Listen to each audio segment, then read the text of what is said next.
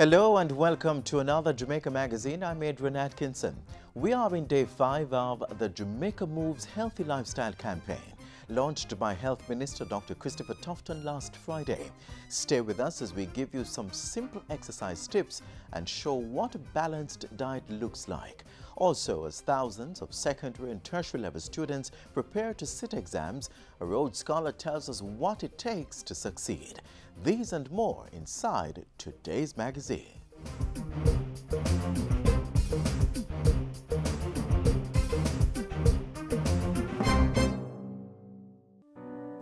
I had a plan for my life. I was going to be a doctor. I was going to be the first in my family to do great things. Then a friend of mine sold me into prostitution. You mash up my life. Stop human trafficking. It destroys lives. If you or anyone you know has been a victim of human trafficking, call 811 or 1-888-PROTECT. Be wise. Open your eyes. Spot them. Stop them. A message brought to you by the National Task Force Against Trafficking in Persons.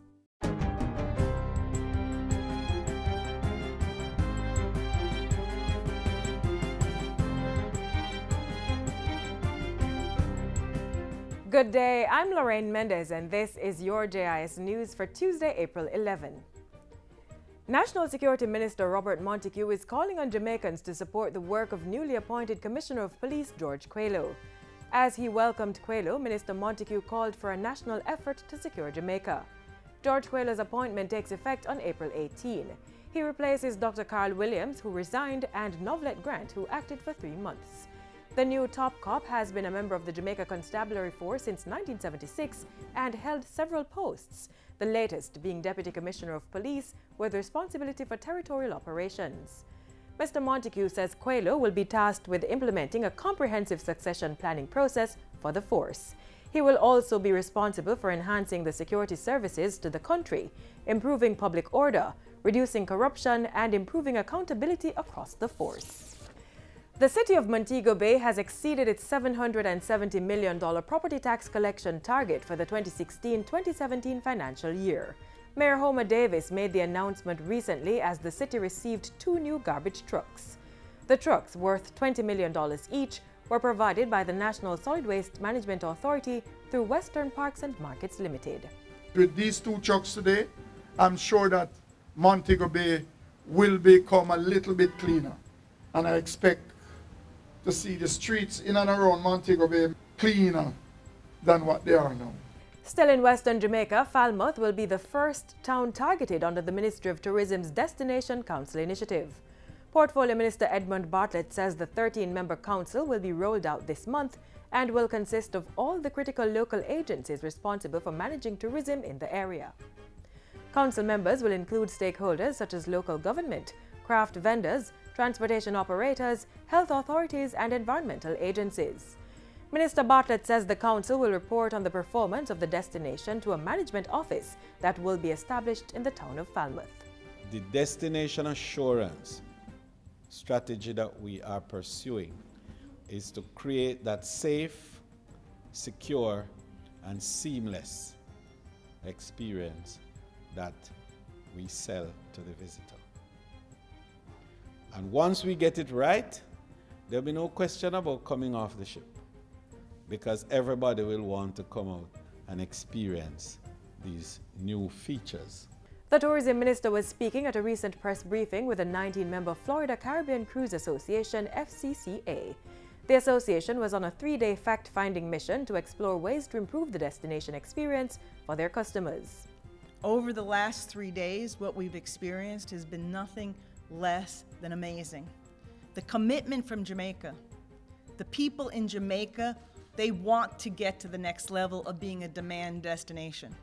And to facilitate Jamaica's drive to become a demand destination, the FCCA and the Ministry of Tourism are conducting an economic impact study on the island's cruise sector. Minister Bartlett says the study is central to garnering what's needed to improve cruise shipping while increasing earnings from this sector. The study is expected to indicate consumption patterns from passenger and crew at the ports, attractions, shopping, duty-free, craft, entertainment, and ground transportation. To have data is to be able to manage outcomes. So we are determined that on both sides of the tourism sector arrangements, the accommodation, or what we call the stopover, and the cruise. Because at the moment, Jamaica's per capita earning from cruise is in the bottom quartile of the region. And finally, the region's premier law enforcement training institution now has a website to increase its visibility and communication with the public. The Caribbean Regional Drug Law Enforcement Training Center RedTrack launched its website on Monday. It can be accessed at redtrack.gov.edu.jm. While lauding RedTrack for strengthening regional law enforcement capabilities, Permanent Secretary in the Ministry of National Security Diane McIntosh has urged the entity to expand its services. We have to continue to strengthen our training programs as better law enforcement is built on a robust and ongoing training agenda. And so the goal has always to be towards better law enforcement. Training has to be ongoing to serve this constant pursuit.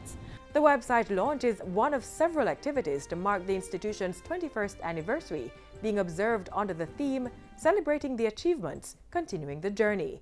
The new website was designed and developed by the Computer Services Department of the Jamaica Information Service. And that's it for JIS News today. I'm Lorraine Mendez. Thank you for watching.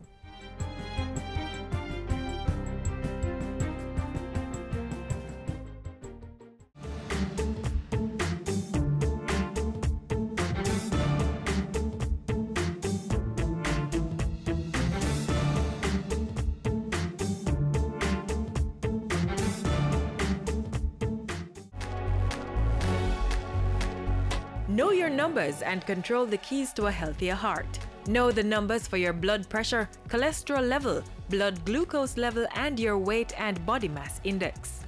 Find out the risks they represent and what you need to do to stay healthy.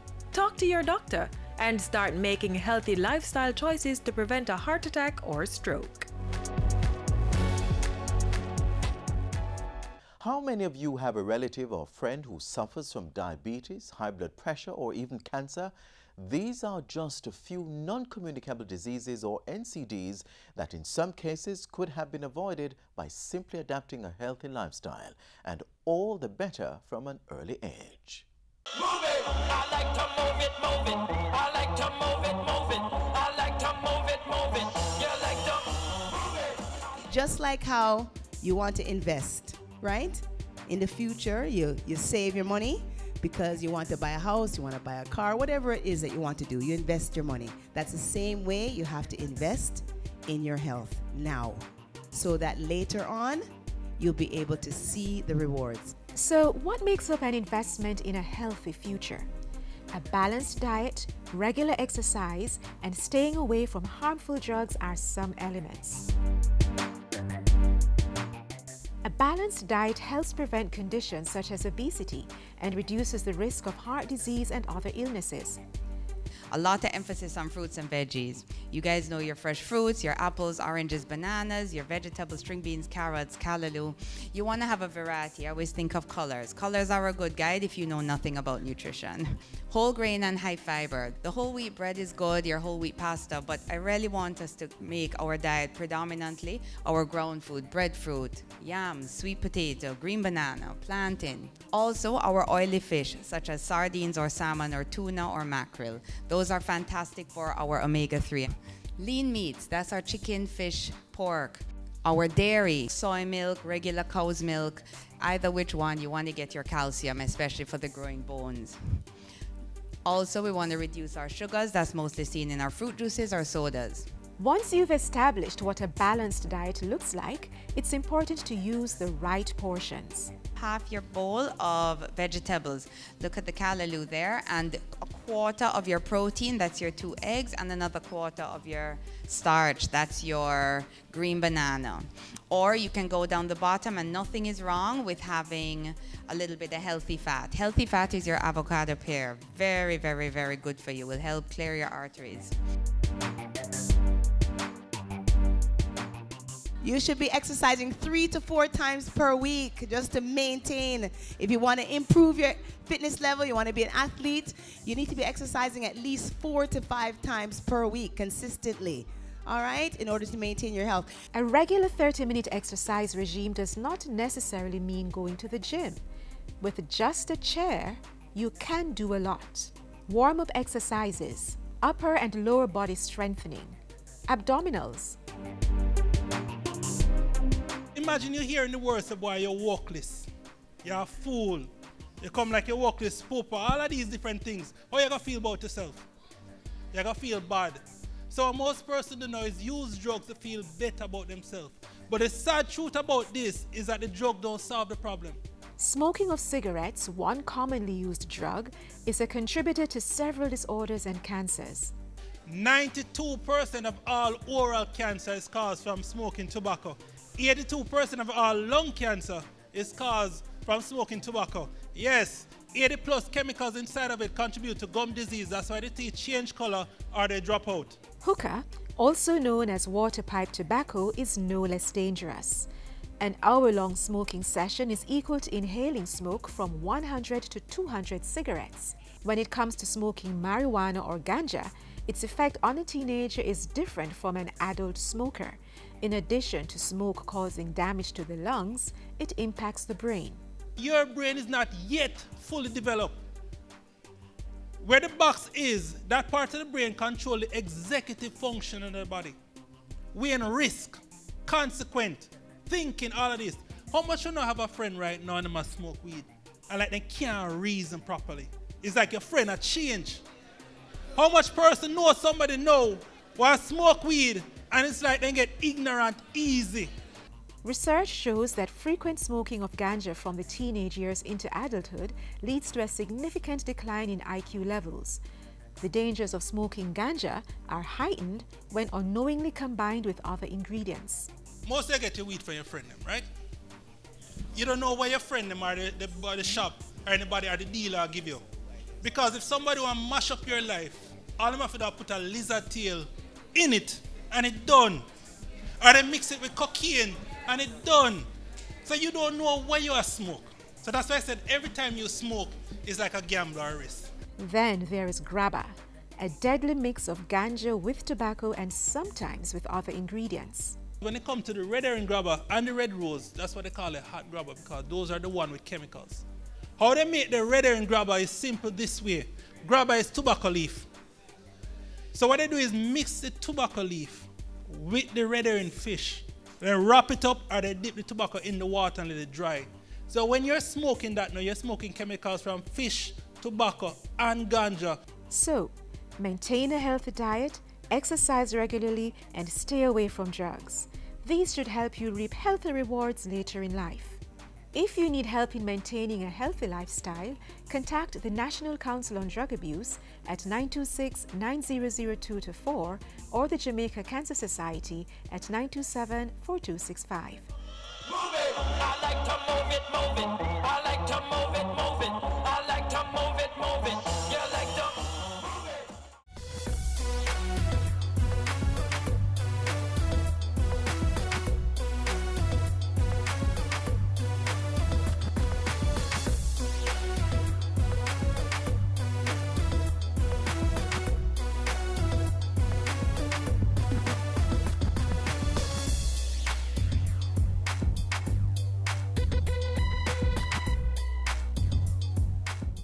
Let's celebrate Jamaica to the world.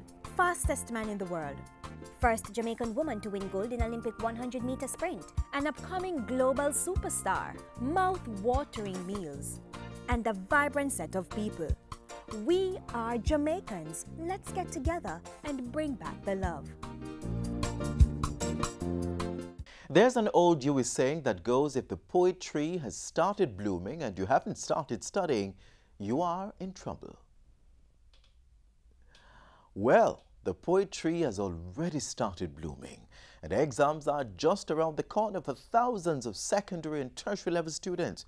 If you're one of those, as you put in the last few weeks of preparation, we bring you some words of wisdom from a student who have excelled academically against the odds. Take a look.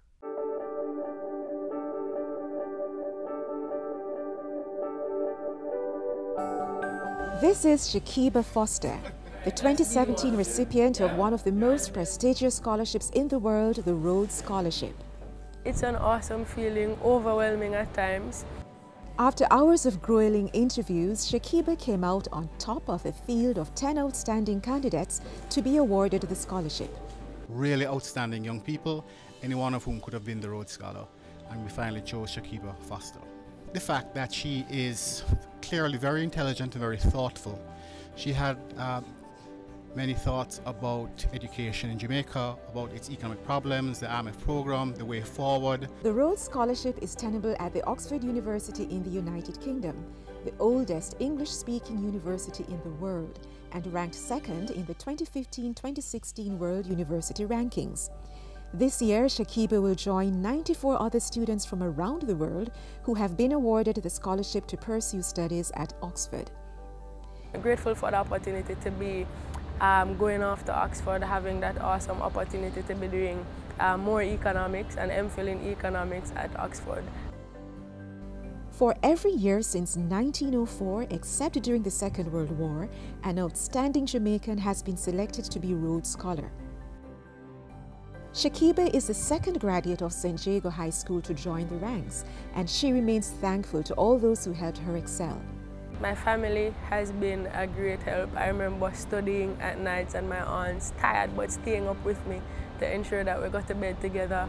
My mother, my aunts, my friends, teachers have definitely been a great help, and so I have to say thanks to them. To be named Rhodes Scholar, Shakiba, like her predecessors, had to display outstanding intellect, character, leadership, and commitment to service. Other persons, when they hear Rhodes Scholars, they think, wow, bright person. But to tell you the truth, at St. Jago, I really didn't dominate in terms of academics. I had a few persons who really outdid me, did far better than I did. I pushed and I did well enough.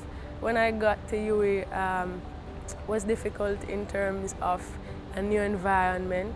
But I got through. As anybody else, I've had difficulties in terms of financing, in terms of family issues and so on. But I've always tried not to focus too much on the issues and just do what I need to do. Hard work and time management.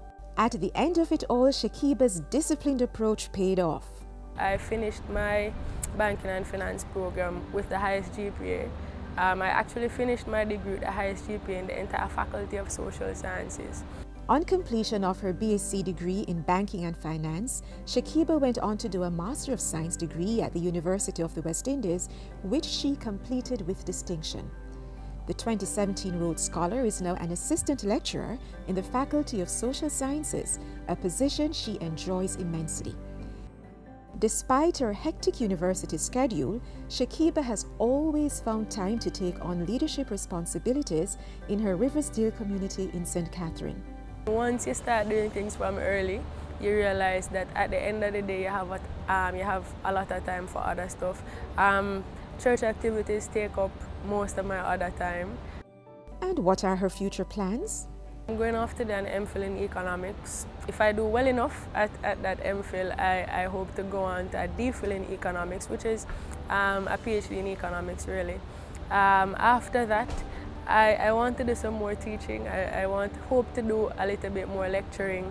And I'm just seeing where the tides take me after that. I don't have a definite plan, and I feel it's all right not to have a definite plan. It's all right to let your experiences lead you into new opportunities. For youngsters aspiring to excel academically, the 2017 Rhodes Scholar has these words of advice. You're not always going to be ahead, but that does not always mean, you know, you're not going to achieve anything. Some people will have it difficult, some people will have it easy, and sometimes we tend to want to have it easy like everybody else. But I've learned that difficult times normally make better persons. And so go through difficult times and just work hard, and I'm sure you'll achieve much. If you're an aspiring Rhodes Scholar, application for the scholarship is usually open between early July and early October every year. Application forms can be downloaded from the Rhodes Trust website at www.rhodes-caribbean.com.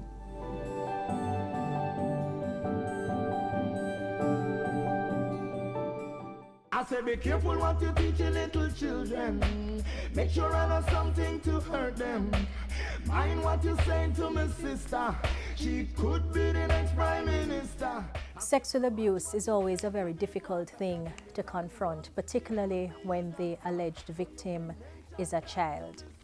Parents, if it is that you suspect that your child has been sexually abused or is in a vulnerable set of circumstances where an abuse may occur, we encourage you to have dialogue with your child. Take the child to the pediatrician who normally attends to the child.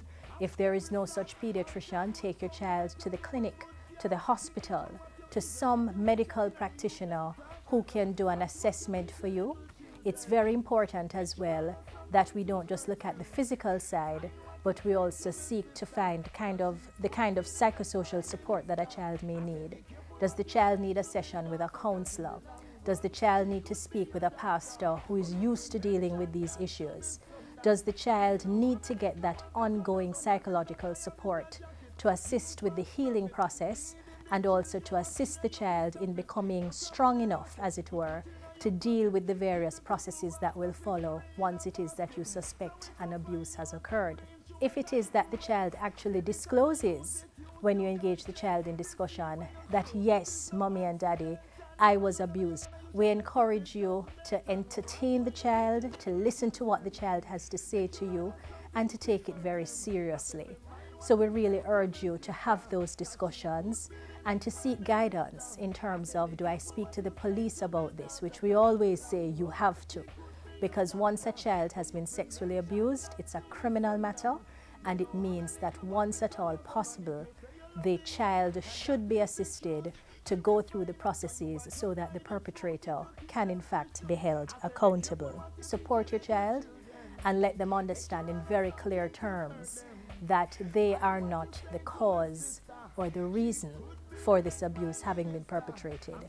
But the most important element is to support them, get them access to the services that they need, and give them a chance to have you give them that listening ear. For these tips and of course any other information that deals with children, that is anyone under 18 years, please feel free to contact the Office of the Children's Advocate. We're at 72 Harbour Street, downtown Kingston, and our numbers are 948-1134, or website www.oca.gov.jm. Thank you. Watch what you teach your little children. Make sure I know something to hurt them. Mind what you're saying to my sister, cause she could be the next Prime Minister. No, son. A verb is an action word. Parents need to become more involved in their children's education. Parents are the first and in many cases the most important teachers. Read with your children, review their schoolwork, visit their school. Tapping and rapping and slapping, I said. Nice, high five. Woo. A good education will never decay. All our children can learn, but let's face it, they all don't learn the same way. Let's look at an initiative introduced by the Ministry of Education at the start of this school year, which offers our children alternative pathways to learning. I will get there. I will get there. I will get there somehow. Getting an education is a critical first step on the path to achieving our goals and dreams, whatever that may be. But too often the academic path has been limited in some ways, and sometimes those who do not fit into the system get left behind. This is why the Education Ministry, led by Minister Ruel Reid, has launched the Alternative Pathways to Secondary Education. The alternative pathway to secondary education will be guided by a philosophy which is interactive and learner-centered, and ensure that every student gets his or her opportunity to achieve in the selected areas of learning based on their aptitude, interest, and ability at the secondary level. The new approach is based on inclusion rather than exclusion. Firstly, it is grounded in core values which insist that education is best delivered as an active pursuit, doing rather than simply passively hearing. Secondly, it teaches us respect for diversity in curriculum, teaching, and learning methods, and the use of teaching tools. Thirdly, it is also self-examining, demanding inquiry into our practices and respect for all our learners. And so students transitioning from the primary to the secondary level will be placed on the path to success, armed with tools tailored for their needs. So how does it work? So we have what we call Pathway 1. And I don't want us to treat Pathway 1 because we say 1, 2, 3 to mean 1 is more important than 2 or 3. We have to use a number for recognition. So we have a standard curriculum, a standard program, but what will happen for learners who are on this pathway, these learners will be coached, they will be provided with support, but because of their level of maturity, because some of them are so creative in terms of the intellectual strides that they tend to make, because some of them are so self-directed, they can manage their learning and all of that. They remain on a pathway that allows them to manage their learning and achieve the goals of the curriculum.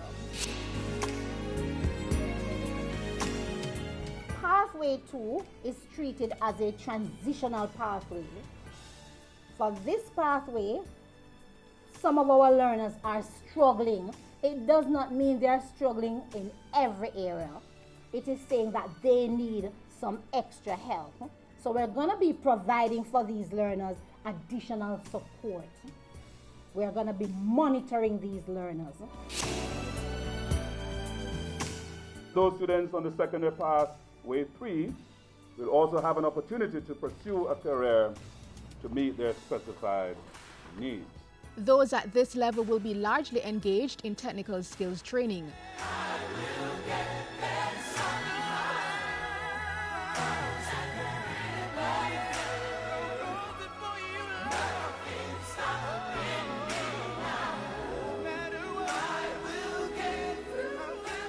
So what we're addressing here is the discredited notion that one size fits all. We believe the alternative pathway represents a best fit for Jamaica and for secondary education system. I'm convinced that if we all work together, students, parents, teachers, school, the opposition, the ministry, or the diaspora, all our stakeholders, then the alternative pathways to secondary education program will prove to be a major success. I will get there. I will get there. I will get there somehow.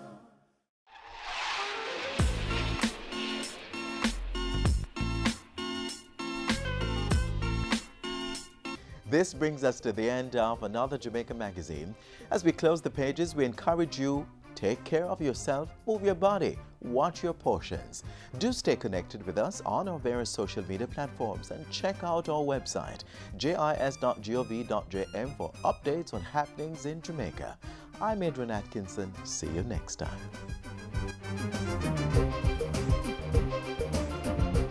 This has been a production of the Jamaica Information Service, the voice of Jamaica.